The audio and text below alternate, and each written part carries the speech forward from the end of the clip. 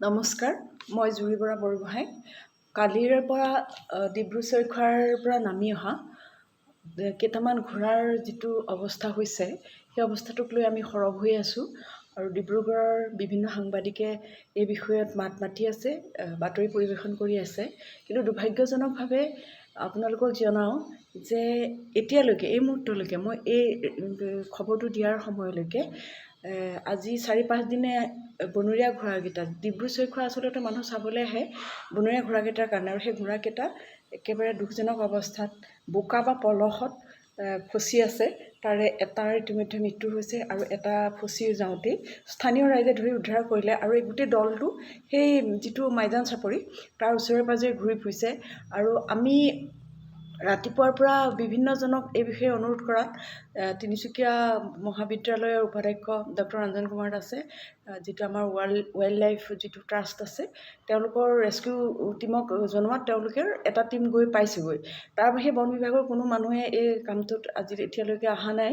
স্থানীয় লোকৰ লগত আমি যোগাযোগত আছোঁ আৰু আমি আশা কৰোঁ যে সেই বনৰীয়া ঘোঁৰাকেইটা, যিকেইটা খুব একেবাৰে চাবৰ কাৰণে মানুহ বিভিন্ন ঠাইৰ পৰা আহে, ডিব্ৰু চৈখোৱাত যিসকলে আশ্ৰিত হৈ আছে বা যিসকল মাইজান চাপৰিত আহি পেলাই বোকা আৰু পলসৰ মাজত ফচি আছে, তেওঁলোকক সোনকালে উদ্ধাৰ কৰক আৰু তেওঁলোকৰ নিৰাপত্তাৰ কাৰণে নিৰ্দিষ্ট ঠাইলৈ পঠিয়াই দিয়াত বন বিভাগে দায়িত্ব পালন কৰক। কিন্তু দুৰ্ভাগ্যজনক কথা, এতিয়ালৈকে বন বিভাগৰ কোনো মানুহেই সেই জেগাটোত উপস্থিত হোৱা নাই বুলি আমাক স্থানীয় ৰাইজে জনাইছে, আৰু আমি যথেষ্ট উদ্বিগ্ন এই বিষয়টোলৈ।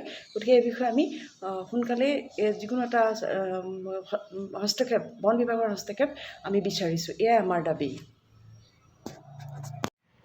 বন্যপ্ৰাণীসকল নিৰাপত্তাহীনতাত ভুগিবলগীয়া হৈছে। ডিব্ৰু চৈখোৱা ৰাষ্ট্ৰীয় উদ্যানৰ পৰা বন ঘৰচীয়া ঘোঁৰা ইতিমধ্যে ডিব্ৰুগড়ৰ বিভিন্ন ঠাইত, ব্ৰহ্মপুত্ৰ বিভিন্ন চাপৰিত আহি কিনি উপস্থিত হৈছে বা তেখেতসকলে জীৱনৰ নিৰাপত্তাহীনতাত বৰ্তমান ভুগিবলগীয়া হৈছে। আৰু এটা কথা, যিহেতু ইয়াত এতিয়ালৈকে 3টা বন ঘৰচীয়া ঘোঁৰা মৃত্যু হৈছে বুলি আমি সংবাদ মাধ্যমত জানিব পাৰিছোঁ, বা এই কথাবিলাক আমি দেখিছোঁ যে সংবাদ মাধ্যমে সবিস্তাৰে প্ৰকাশ কৰি আছে। কিন্তু ডিব্ৰুগড় যি বন বিভাগ, এই ডিব্ৰুগড় বন বিভাগে আচলতে তাৎক্ষণিকভাৱে তেখেতসকলে যেনেকুৱা ধৰণৰ পদক্ষেপ গ্ৰহণ কৰিব লাগিছিল, কিন্তু আমি তেনেকুৱা ধৰণৰ পদক্ষেপ গ্ৰহণ কৰা দেখা নাপালোঁ। কিন্তু বৰ্তমান আজিৰ দিনটোত তেখেতসকলে বন বিভাগৰ পৰা এটা দল গৈছে বুলি আমি শুনিছোঁ, কিন্তু নিয়ম মাফিকভাৱে কেৱল দায় সাৰিবৰ বাবেই দলটো গৈছেনে কি, তাতো কিন্তু আমাৰ সন্দেহ ঘনীভূত আছে। যিহেতু প্ৰথম অৱস্থাৰ পৰা গম পায় যে তাত বন ঘৰচীয়া ঘোঁৰা ইতিমধ্যে মৃত্যু হোৱাৰ কথা তেখেতসকলে জানে, কিন্তু জানি শুনিও কিন্তু তেখেতসকলে এই কথাবিলাকত আচলতে গুৰুত্ব নিদিয়াটো, বা বন্যপ্ৰাণীসকলৰ প্ৰতি তেখেতসকলৰ যে সহানুভূতি ভাৱ নাই, এই কথাবিলাক কিন্তু স্পষ্ট সহকাৰে আমি প্ৰমাণ পাইছোঁ। যিহেতু চাওক, বন ঘৰচীয়া ঘোঁৰাৰ এটা ইতিহাস আছে। যেতিয়া 1939 চন দ্বিতীয় বিশ্বযুদ্ধ হৈছিল, আৰু দ্বিতীয় বিশ্বযুদ্ধৰ সময়ত ব্ৰিটিছে আচলতে বন ঘৰচীয়া ঘোঁৰাবিলাকক ব্যৱহাৰ কৰিছিল, নিজৰ সুবিধাৰ্থে ব্যৱহাৰ কৰিছিল। তাৰপিছত যেতিয়া যুদ্ধ অন্ত পৰিল, তেতিয়া আচলতে এই ঘোঁৰাবিলাকক মুক্ত কৰি দিয়া হৈছিল, আৰু সেই অনুপাততে ডিব্ৰুগড় চৈখোৱাত ৰাষ্ট্ৰীয় উদ্যানত বন ঘৰচীয়া ঘোঁৰা তাত উপলব্ধ আছে, বা বিভিন্ন ধৰণৰ পৰ্যটকে আচলতে বন ঘৰচীয়া ঘোঁৰাৰ যি নান্দনিক দৃশ্য, এই নান্দনিক দৃশ্য উপভোগ কৰিবলৈ বিভিন্ন পৰ্যটক আহে।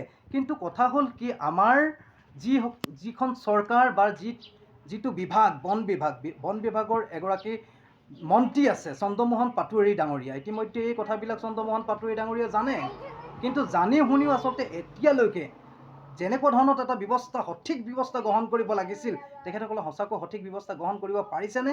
আচলতে তেখেতসকলৰ বন্যপ্ৰাণীসকলৰ প্ৰতি যিটো এটা মনোভাৱ থাকিব লাগে, সঁচাকৈ এই বন্যপ্ৰাণীসকলৰ প্ৰতি তেখেতসকলৰ মনোভাৱ আছেনে?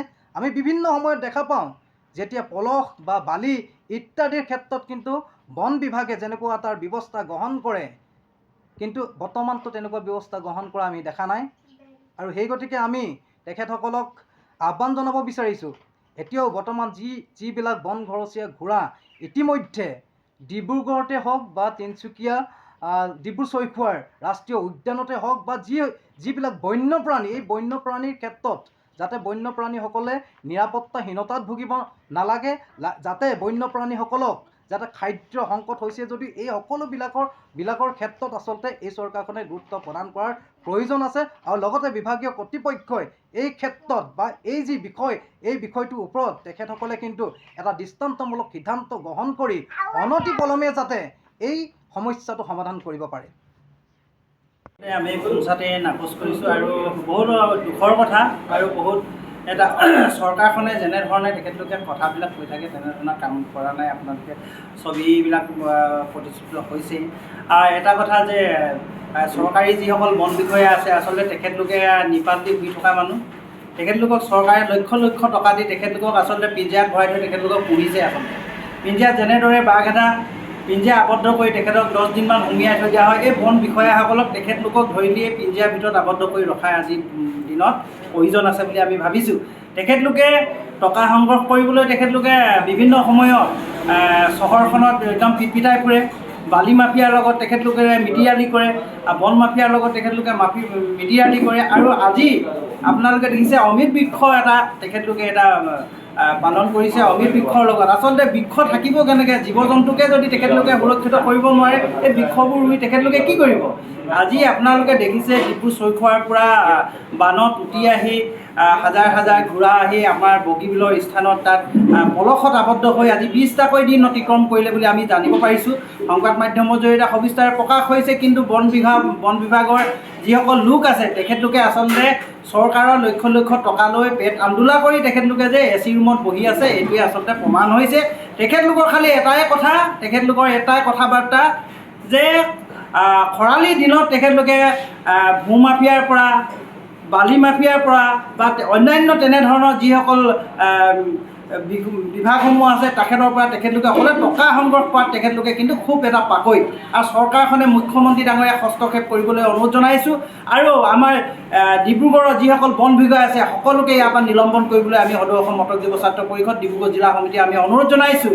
আৰু অতি শীঘ্ৰে ইয়াত যদি এখেতলোকক যদি ইয়াৰ পৰা নিলম্বন নকৰে, আপোনালোকে দিছে আমাৰ যিসকল জীৱ জন্তুৰ ওপৰত তেখেতলোকে কোনো সহমৰ্মিতা নাই। তেখেতলোকে মানুহে স্থানীয় ৰাইজে ঘোঁৰাকেইটাক উদ্ধাৰ কৰিবলৈ আজি 6-7টা দিন তেখেতলোকে চেষ্টা চলাইছে আৰু 2টাকৈ ঘোঁৰা আমাৰ বন্যপ্ৰাণীৰ মৃত্যুমুখত পৰিছে। আৰু তেখেতলোকে বন বিভাগৰ তেখেতলোক কি কৰিবলৈ আছে? আমাৰ প্ৰশ্ন এটা, বন বিষয়াসকল কি কৰিবলৈ আছে? তেখেতলোকে অকলে দৰমহা লৈ নিজৰ টকা সা সম্পত্তি কৰি 2 নম্বৰী হকে বিহকে তেখেতলোকে টকা সংগ্ৰহ কৰি আচলতে এই খাবলৈ এই চাকৰিটো তেখেতলোকে কৰি আছে নি? মই মুখ্যমন্ত্ৰীক প্ৰশ্ন কৰিব বিচাৰিছোঁ, আপুনি অতি শীঘ্ৰেই এই বন বিষয়াসকলক, ডিব্ৰুগড়ত যিসকল বন বিষয়া আছে অনতিপলমে এখেতলোকৰ ওপৰত ব্যৱস্থা গ্ৰহণ কৰক। যদি আপোনালোকে ব্যৱস্থা গ্ৰহণ কৰিব নে, অনাগত দিনত কিন্তু আমি সদৌ অসম মটক যুৱ ছাত্ৰ পৰিষদ ডিব্ৰুগড় জিলা সমিতিয়ে ইয়াৰ ওপৰত কিন্তু আন্দোলনৰ কাৰ্যসূচী ল'বলৈ বাধ্য হ'ম। চূড়ান্ত গাফিলতিৰ কাৰণে বন বিভাগৰ ফৰেষ্ট ডিপাৰ্টমেণ্টৰ চূড়ান্ত গাফিলতিৰ কাৰণে আচলতে এইটো এটা দুখ লগা এটা ঘটনা সংঘটিত হৈছে। আৰু এইটো অতি দুৰ্ভাগ্যজনক কথা। যি সময়ত চৰকাৰখনে অমৃত বৃক্ষৰ দৰে আন্দোলন কৰিবলৈ ওলাই আছে, গছপুলি ৰুইছে, সেই একে সময়তে আমাৰ সম্পদ, আমাৰ সকলোৰে গৌৰৱ ডিব্ৰু-চৈখোৱাৰ পৰা আচলতে বনৰীয়া ঘোঁৰা এনেদৰে নদীৰ বুকুৱেদি উটি আহি কেনে মৃত্যুৰ মুখত পৰিছে। আচলতে বিভাগীয় কৰ্তৃপক্ষই এই ক্ষেত্ৰত কোনো ব্যৱস্থা গ্ৰহণ নকৰিলে। আমি এটা কথা জানিবলৈ পাইছোঁ যে যোৱা 2-3 দিন ধৰি ঘোঁৰাকেইটা ব্ৰহ্মপুত্ৰৰ বালি চাপৰিত আবদ্ধ হৈ আছিলে, কিন্তু তৎসত্ত্বেও আচলতে একো ব্যৱস্থা গ্ৰহণ নকৰি বিভাগীয় আপোনাৰ ফৰেষ্ট ডিপাৰ্টমেণ্টে কোনো ধৰণৰ ব্যৱস্থা গ্ৰহণ নকৰিলে, যাৰ বাবে আজি মৰ্মান্তিকভাৱে আচলতে ঘোঁৰাকেইটা মৃত্যুৰ মুখত পৰিছে। আচলতে এই ফৰেষ্ট ডিপাৰ্টমেণ্ট বুলি যোনটো বিভাগ আছে বা এই ডিপাৰ্টমেণ্টটো আচলতে কোনো ধৰণৰ গুৰুত্ব দিয়া নাই, গুৰুত্বহীন এটা কাণ্ড তেওঁলোকে ঘটনা এটা সংঘটিত কৰাইছে। ইয়াৰ কাৰণে কিন্তু জগৰীয়া সদায় ফৰেষ্ট ডিপাৰ্টমেণ্টটো হ'ব। ডিব্ৰু-চৈখোৱাৰ ঘোঁৰাবিলাক পানীৰ কবলত পৰাৰ বাবে আচলতে নদীৰ বুকুৱেদি এনেদৰে উটি আহি ব্ৰহ্মপুত্ৰৰ চাপৰিত আবদ্ধ হৈ থকা খবৰটো তেওঁলোকে গম পায়। কিন্তু গম পোৱাৰ পিছতো তেখেতলোকে কি কাৰণে আচলতে কোনো ধৰণৰ ব্যৱস্থা গ্ৰহণ নকৰিলে, ঘোঁৰাকেইটাক উদ্ধাৰ নকৰিলে, আচলতে এইটো এটা দুৰ্ভাগ্যজনক কথা। আচলতে বন বিভাগটোৱে আচলতে কি ধৰণৰ কামবিলাক কৰে আচলতে আমি সকলোৱে দেখি আহিছোঁ। ক'ৰবাত কোনোবা এটা বালিঘাট আপুনি দেখিব, বালিঘাটত যদি কিবা কোনোবা গাড়ী এখন গৈছে বা তেওঁলোকৰ ক'ৰবাত গাড়ী ফচিছে, কিবা হৈছে, সেইবিলাক গাড়ী ধৰি আচলতে তেওঁলোকে কমিশ্যন ৰাজৰ এটা আচলতে তেওঁলোকে চলাই আছে। আমি দেখিবলৈ পাইছোঁ যে ঘোঁৰাকেইটা অতদিনে আপোনাৰ বালিত আবদ্ধ হৈ আছে। সেই ঘোঁৰাকেইটাক উদ্ধাৰ কৰিবলৈ অকণমানো আহৰি কি কাৰণে সময় তেওঁলোকৰ আচলতে বন বিভাগৰ নহ'ল। আচলতে এই বন বিভাগটোৱে এইবিলাক গুৰুত্বপূৰ্ণ বিষয়বিলাক বাদ দি কেনে আচলতে এই ক'ৰবাত বালি মহলৰ পৰা পইচা লোৱা, কোনোবা গাড়ী ক'ৰবাত আবদ্ধ হৈ থাকিলে কোনোবা ক'ৰবাত মাটি খান্দিছে তাৰ পৰা পইচা লোৱা, এই বিষয়বিলাকৰ বাহিৰে যে তেওঁলোকে এইবিলাক আচলতে গুৰুত্বপূৰ্ণ বিষয়বিলাক আছিল। আচলতে আমি দেখিবলৈ পালোঁ যে ঘোঁৰাকেইটা মৃত্যুমুখত পৰিলে। এই ঘোঁৰাকেইটাক বচোৱাৰ দায়িত্ব কাৰ আছিলে? জনসাধাৰণে উদ্ধাৰ কৰি কিনে ঘোঁৰাকেইটাক বচোৱাৰ চেষ্টা কৰিছিলে, জনসাধাৰণে ফৰেষ্ট ডিপাৰ্টমেণ্টক জনাইছিলে।